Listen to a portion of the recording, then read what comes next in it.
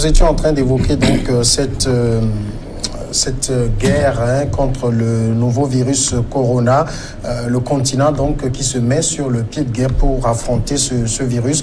Nous accueillons sur le plateau Chris Sega de Express Info. Bonsoir Chris.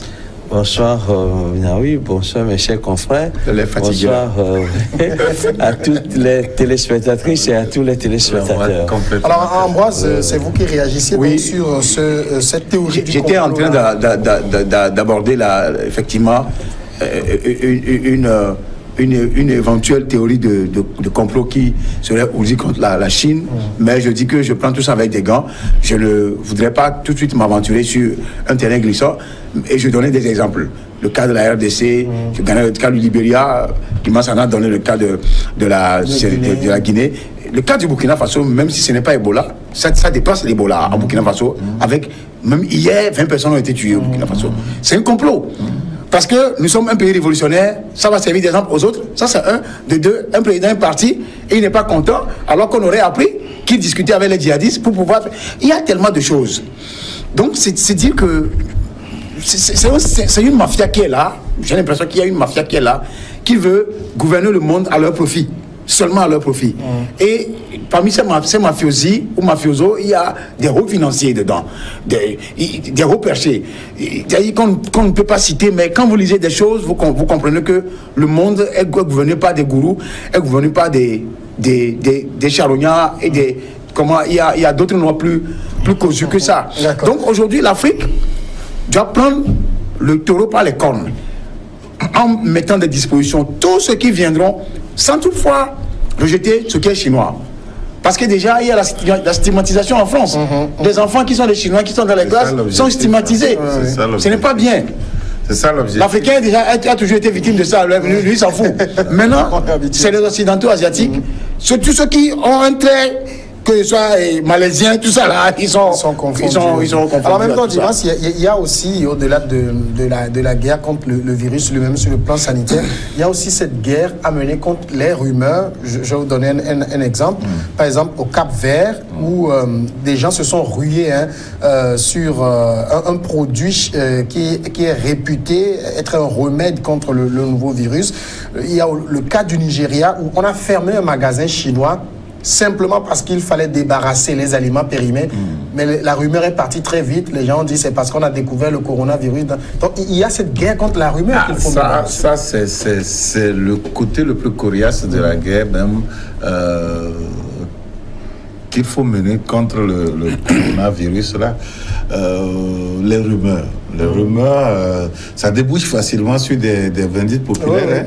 Ça débouche sur beaucoup de choses. Ça débouche sur des stigmatisations. Ça débouche sur des préjugés, des clichés. Et quand ça part de là, ça prend feu. Je pense que par une communication bien maîtrisée, les États doivent arriver à contenir les rumeurs et à les désamorcer avant même qu'on ne les conçoive. Je pense que, sauf ceux qui sont derrière, éventuellement, peuvent être derrière pour pouvoir tirer profit de tout ce qui arrive à la Chine. Je pense que tous les États n'ont pas intérêt à ce que la rumeur prenne le dessus dans la lutte contre ce fléau vraiment mondial qui vraiment risque d'emporter non seulement l'économie chinoise, mais une grande partie de l'économie africaine, parce que vous connaissez la présence de la Chine en Afrique depuis un certain temps, et c'est pas uniquement en Afrique, une grande partie de l'Asie dépend de la Chine. Et donc quand la Chine touche... tout ce monde s'enrhume.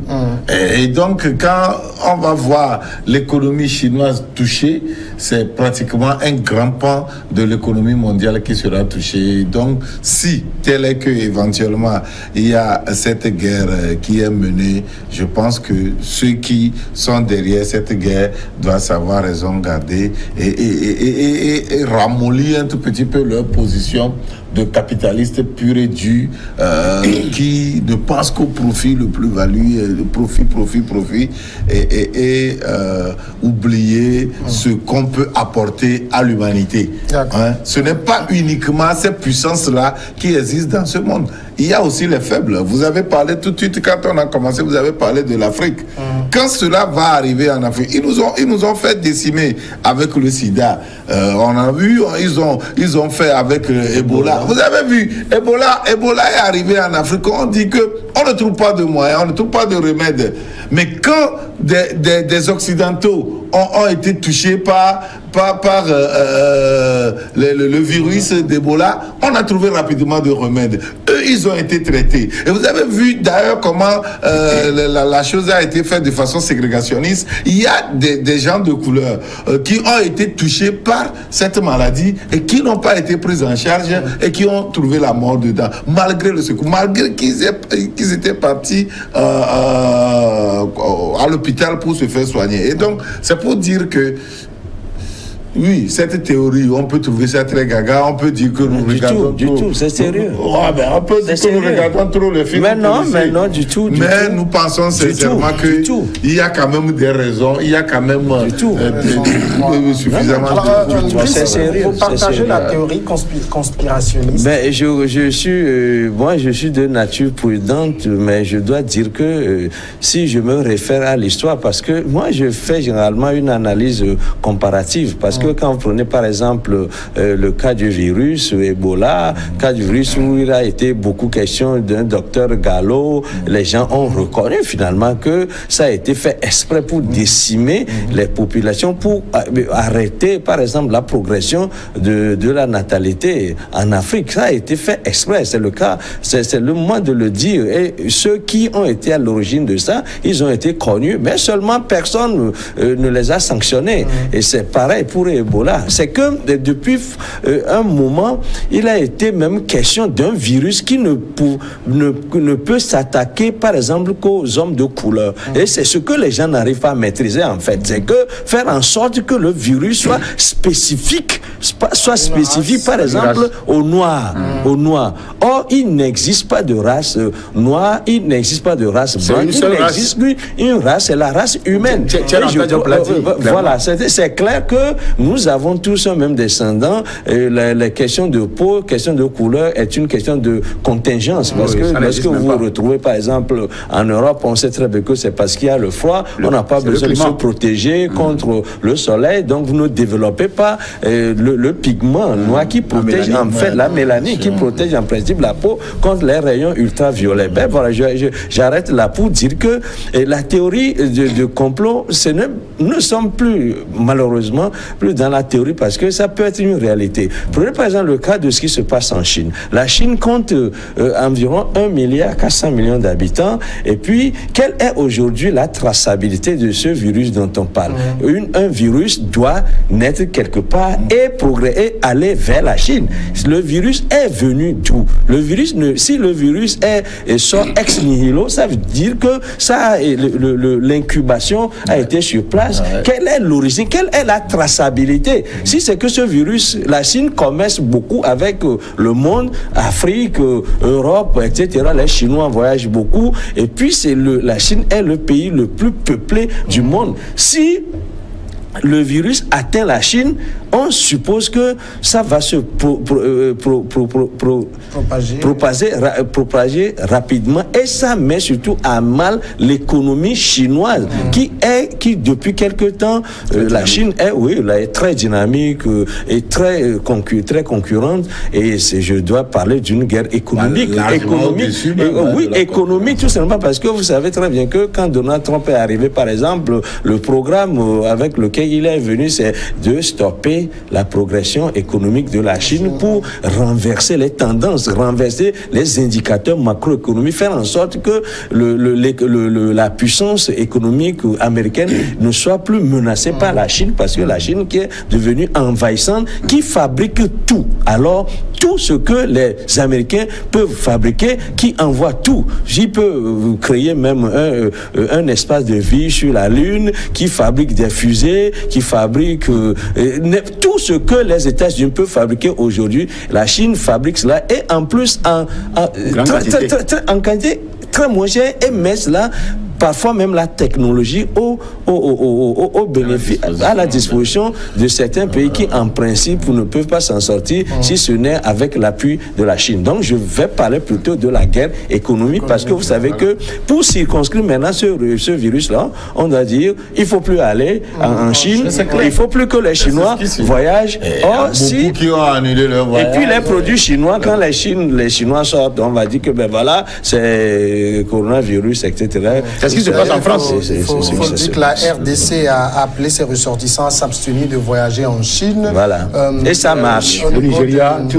Au niveau du Mozambique, on a suspendu la délivrance de visas pour les citoyens chinois et également pour les Mozambicains en direction de la Chine.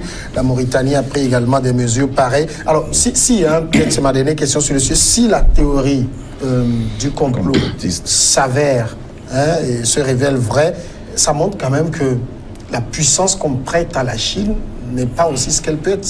Elle n'a pas pu surveiller pour empêcher un tel complot.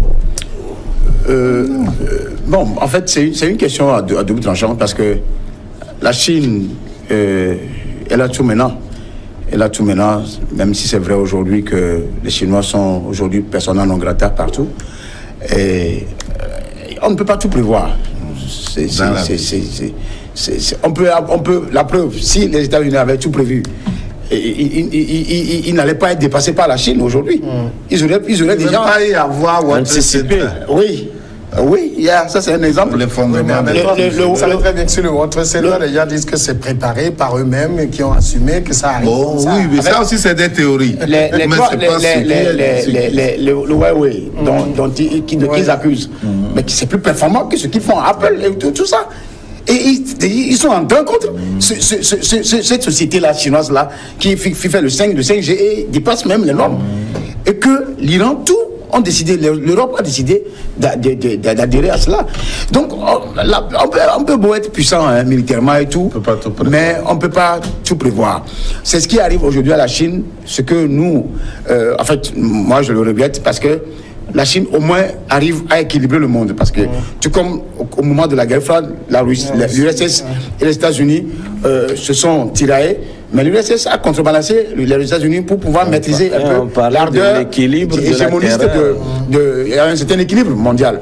Donc aujourd'hui, la Chine, économiquement, a égalé et même a dépassé les États-Unis, ce qui fait mal. Donc quand ça fait mal, c'est vrai qu'on peut passer par tous les moyens pour casser cette dynamique-là, pour endiguer et récupérer ce qui a lieu. Parce que déjà, certains vendent cela au plan électoral à l'interne, aux États-Unis. Parce qu'on dit que notre économie est prospère, tout ça là. Maintenant, on veut encore peut-être noyer l'autre pour pouvoir être bien vu par les nationaux et se prêter à un deuxième mandat. Donc, tout ça là, c'est à prendre avec des gants, je le dis. Je suis extrêmement prudent. Malheureusement. Mais c'est des réalités qui sont là. Et puis, pour ajouter rapidement sur cette question, vous savez, l'espion, c'est l'homme invisible. C'est l'ennemi inconnu. C'est l'ennemi invisible. Il frappe au moment où on ne s'y attend pas. Il frappe au moment qui lui est favorable à lui. Or, on ne peut pas veiller 24 heures sur 24. Et donc, on ne peut pas tout prévoir. Il peut avoir des points faibles. Et l'adversaire qui prend son temps pour travailler sur toi, cherche ton point faible et le découvre. Et quand il le découvre, il te frappe par là. Alors, l'espion qui va peut-être livrer cette guerre bactériologique, il sera préparé par tous les moyens. Il trouvera le point faible. Il sait que les Chinois adorent aussi la crudité. Un détail important. Et donc, quand on nous parle des crustacés, que c'est parti de là, c'est facile. Hein? Un détail important. Vous allez remarquer que la Chine, les États-Unis étaient vraiment contaminés. S'il vous plaît. La Chine et les États-Unis étaient en tiraillement complet par rapport à leur accord commerciaux. Mais ils ont fini par signer un accord, peut-être pour tromper la vigilance des gens, comme on s'est entendu. Ils auraient dû être dans cette guéguerre-là avant que cela n'arrive. On aurait pu trouver rapidement l'auteur si rapidement. Donc, les États-Unis ont peut-être tout fait pour signer un accord rapidement. On analyse tout. On analyse tout. C'est ça, clair. Passons à notre second sujet. La Guinée-Bissau, l'organisation ouest-africaine, la CEDEAO, a demandé d'ici au 7 février une vérification des procès-verbaux du second tour de la présidentielle en Guinée-Bissau afin de sortir le pays de l'impasse électorale dans lequel il se trouve. Un mois après le second tour du 29 décembre, l'issue demeure disputée entre Umaro Sissoko Embalo, issu de l'opposition et déclaré vainqueur de la présidentielle, et Domingos Simoes Pereira, le candidat du PAIGC, déclaré perdant de ce scrutin. La querelle dresse aussi la commission électorale contre la Cour suprême du pays. La commission affirme que M. Embalo a emporté le scrutin avec un peu plus de 53% des voix et que ses résultats sont définitifs. La Cour suprême, saisie par le parti de son adversaire qui affirme que les fraudes ont été commises et conteste la validité des procès-verbaux, a réclamé une vérification mais pas un nouveau décompte. La commission répond qu'elle a terminé son travail. Chris, vous comprenez ce qui se joue là? On a proclamé les résultats et j'ai essayé d'aller quand même un peu comprendre leur système. C'est que la commission proclame d'abord des résultats provisoires. Après, on peut saisir la Cour. Ensuite, la commission proclame les résultats définitifs. Maintenant, on l'enjoint de revoir les procès-verbaux. La CEDEAO entre dans le jeu. La même CEDEAO qui était là, qui a attesté que le scrutin s'est bien déroulé. Oui, mais c'est-à-dire, vous savez, tout cela se passe en un instant T. Mais en un instant T plus, on peut changer d'avis. Ça dépend des nouveaux éléments, les éléments qui entrent en ligne de compte. Et je crois que, je me rappelle, que nous avons parlé ici que le président qui s'était senti élu avait voulu mettre les gens devant le fait accompli parce que dès la proclamation des résultats provisoires, il s'est mis à sillonner, je crois, la sous-région, était allé par exemple au Sénégal, qui est au Sénégal, c'est bien cela. En Guinée équatoriale, pour dire que ben voilà, la victoire est consommée, mais que nenni. Aujourd'hui, on se dit que ben voilà, c'est vrai qu'il y a eu ce rebondissement, ce pipon entre la Cour, leur Cour, comment le dirais-je, la Cour suprême et la commission électorale. Mais je me rappelle aussi que nous avions parlé de qui de ces institutions, de ces deux institutions a le dernier recours. Quel est le dernier recours? C'est que, en principe, si la Cour, la commission électorale proclame les résultats provisoires, elle transmet le dossier à la Cour suprême qui valide et qui ensuite lui donne quitus pour proclamer le résultat. Je crois qu'en principe, ce n'est pas aussi difficile que ça à comprendre. Hein? C'est-à-dire que vous proclamez les résultats provisoires, vous transmettez, après vérification, la Cour suprême vous dit OK pour proclamer les résultats définitifs. Et c'est la Cour suprême qui avait dit il faut qu'il y ait vérification. Oui, vérification. Le problème, c'est que dans un premier temps, lorsque la Commission électorale nationale a proclamé les résultats provisoires, le parti, le perdant a fait recours, les recours ont été rejetés. Et donc, la Commission a proclamé les résultats définitifs. Et après, il y a eu un second recours où la Cour suprême demande maintenant qu'on analyse. Mais bien sûr. Qu'on revoit. Hein, mais ça n'a rien de surprenant. C'est-à-dire que nous ne sommes pas en train là de juger les mêmes faits. On dit que pour revenir avec un fait sur le devant des tribunaux, il faut qu'il y ait un nouvel élément. Dès qu'il y a des nouveaux éléments, ce ne sont plus les mêmes faits qu'on juge parce qu'on ne juge pas le même fait deux fois. Mais on ne peut revenir. Second recours, c'est parce que la Cour suprême est convaincue. Et cela aussi, c'est prévu par la procédure de droit. La Cour constitutionnelle a remarqué que de nouveaux éléments lui permettent de revenir avec ce dossier et on reprend les faits par rapport à la lumière de ces nouveaux éléments. Cela n'a rien de surprenant. Mais je l'avais dit ici la dernière fois qu'on parlait du sujet que ben, s'il n'y a rien à cacher, pourquoi on ne fait pas tout plutôt sur la table, on ne fait pas tout tout simplement sur la table. Et puis ça avait quelque chose de quand même de suspect lorsque le président qui était proclamé provisoirement vainqueur s'est mis à sillonner quand même pour dire aux gens que, ben voilà, la victoire est consommée, alors que rien, en principe, ne l'autorisait à faire ce parcours-là pour mettre les gens, le monde devant le fait accompli. Et puis, aujourd'hui... D'accord, mais il aurait pu être un peu patient. C'est vrai, non, c'est-à-dire, c'est que... Non, c'est... Le fait, c'est comme vous êtes allé à un examen et on a fait la première proclamation, tu es sorti, par exemple, admissible, et tu vas crier sur les toits que tu es sorti, oui, politiquement, bien entendu. Alors, en même temps, c'est la CEDEAO. Vous savez très bien que la Guinée est placée, j'allais dire, sous les regards de la CEDEAO depuis un moment. C'est elle qui a supervisé le premier tour et même le second tour. Et à l'issue du second tour, elle a dit dans son rapport que le scrutin s'est déroulé normalement et dans des conditions satisfaisantes. Alors, cette même CEDEAO revient et demande que de façon exceptionnelle, la commission électorale engage une procédure de vérification et de consolidation nationale des données issues des commissions régionales. Simplement parce qu'il y a de nouveaux éléments. Il n'y a que les sons qui ne changent pas. Si l'ancien Premier ministre, le parti de l'ancien Premier ministre, Simões Pereira, est arrivé à apporter des éléments tangibles et vérifiables pour pouvoir faire bouger la Cour suprême, ça veut dire que la CEDEAO, pour consolider la paix, ne peut que suivre la juridiction suprême du pays et dire que pour la paix, il faut faire justice. Vous savez, c'est l'injustice flagrante qui fait... le lit de la violence. C'est ça, qui fait le lit de la violence. Et donc, je pense que si la Cour suprême, qui est quand même la juridiction dont les recours, premièrement, sont inattaquables, mais simplement parce qu'il y a de nouveaux éléments, ils doivent revoir encore le jugement qu'ils ont fait premièrement. Et donc, si cette Cour arrive à demander à la commission électorale de revoir ce qu'ils ont fait et à amener la CEDEAO à revoir, à réviser sa position, je pense sincèrement qu'il y a de nouveaux éléments. Et je ne vois pas pourquoi la commission électorale peut dire que nous, on a proclamé, ça s'arrête là, tout.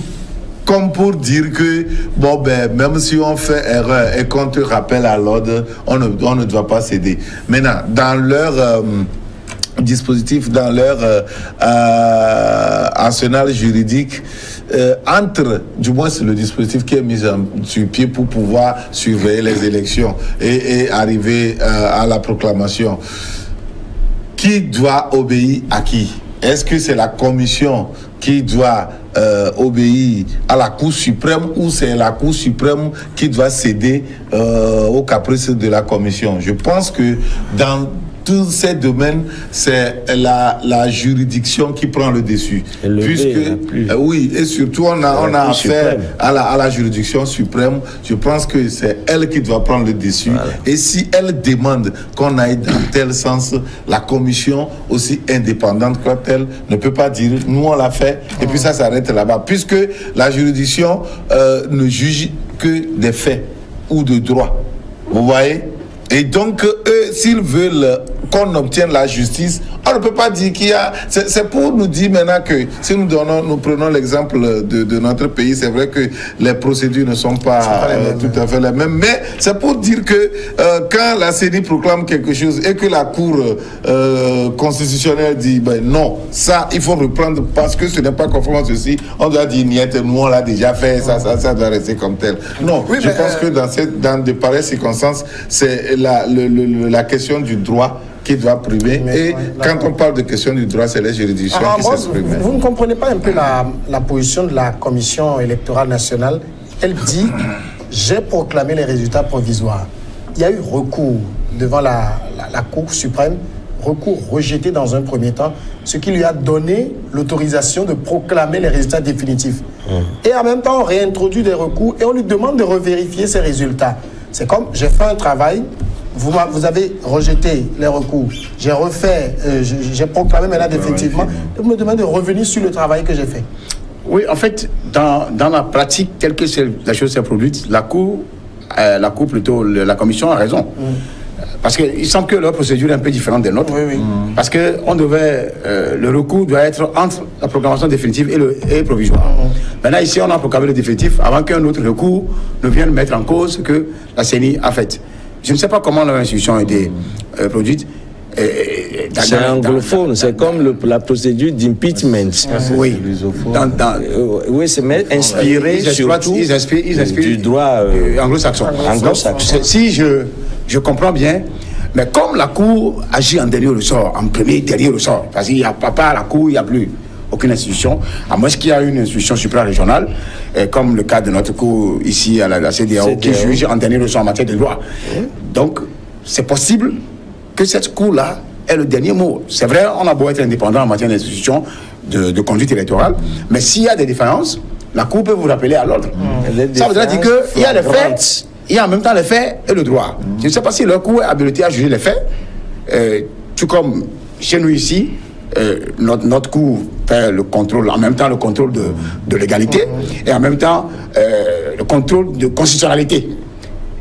Il y a l'Assemblée nationale, mais là-bas, nous sommes dans un jeu un peu compliqué où la CENI n'est obligée que de suivre ce que la Cour lui dira. Maintenant, ici, il s'agit de recompter les bulletins, je crois, les voix. Oui, les voix. Non, mais est-ce qu'ils ont été clairs comme ça? Pas dans tout le pays. Ils demandent de revoir. Ils ont circonscrit une zone, quelque chose comme ça. Donc, la CEDEAO, d'abord, s'est mis dans un truc compliqué. La CEDEAO a semblé mettre la Guinée-Bissau sous biberon. Alors que les gens lui ont démontré, à travers ces élections, que nous ne sommes pas toujours sous biberon. On est indépendants. Et ce président-là, qui a déjà pris le drapeau pour sillonner le Dakar, machin, lui, il risque d'avoir des problèmes. D'accord. On va aller à la pause, on regarde le journal et puis nous revenons après. C'est ce que je...